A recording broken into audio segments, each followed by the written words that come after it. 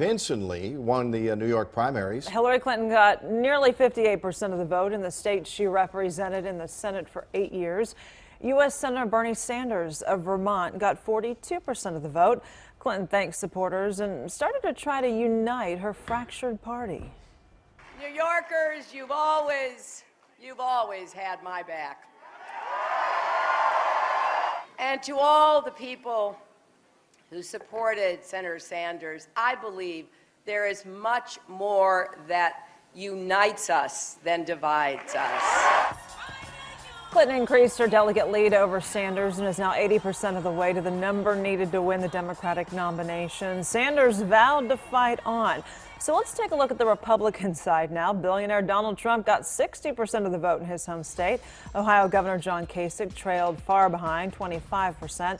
U.S. Senator Ted Cruz of Texas, who caught a lot of grief for de-ridding New York values earlier in his campaign.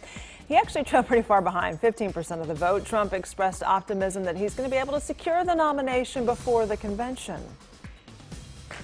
And we've won another state. We're really rocking. We expect we're going to have an amazing number of weeks. All right, so here's a rough estimate at the delegates for each Republican candidate so far. Trump has 847 delegates, about 48% of the delegates chosen so far. Cruz has 558, Kasich 149. Also important to note, Marco Rubio has about 10% of the delegates, even though he's suspended his campaign. Other candidates have 16 delegates and 28 delegates remain uncommitted. So that can all be very important as the convention gets closer. Without Trump having the majority, he needs to win on the very first ballot. Dr. Jeff Engel, director of the Center for Presidential History at SMU. And you don't think Donald Trump is going to walk into the convention in Cleveland with more than a majority? No, I think he's going to get very close. So close, in fact, I think it's going to be very difficult for the Republican establishment to deny him the nomination. But I don't think he's actually going to get there before we start voting. He is now changing his campaign. He's changed his campaign structure. He's fired some people. He's slid some people into less important, less crucial roles. And he's hired some campaign professionals now, which is what this is. You can't run a presidential campaign strictly on the force of personality. Well, he's tried for a long time, yeah, and he's gotten a lot further than anyone else ever has on that front.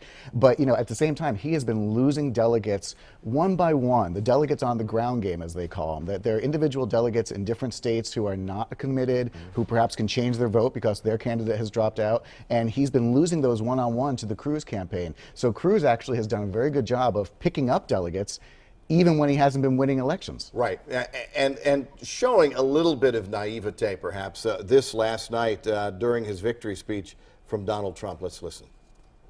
Nobody should take delegates and claim victory unless they get those delegates with voters and voting. And that's what's going to happen. And you watch, because the people aren't going to stand for it.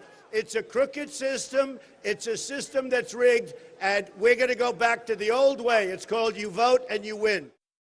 Actually, that's not the old way. No, that's a great one, because it's not the old way at all. These election rules that the parties put together, which, by the way, we should remember, are not designed to be democratic. They're basically clubs, these parties. Sure. They're designed to vote for whoever they think is best. They were only put in after the 1960s, for the most part. We have this image of the smoke-filled room of the party bosses coming together and deciding who should be the candidate. That's the old-fashioned way. That's the American way, frankly. That's been done up until the last generation. So what Donald Trump is saying is true in the way that we want to understand our politics, that one person's vote matters, that each individual matters, that democracy matters. It's really not the old way, as he put it.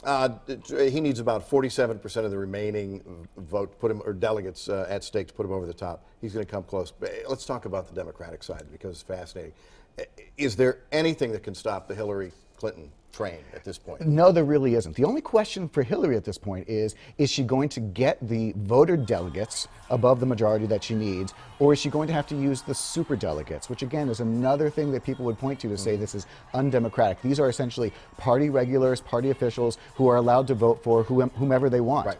And so consequently, she's going to get the nomination. The question simply is by how much? And I think this is why we've really come to a moment of decision, a reality check, if you will, for the Sanders campaign.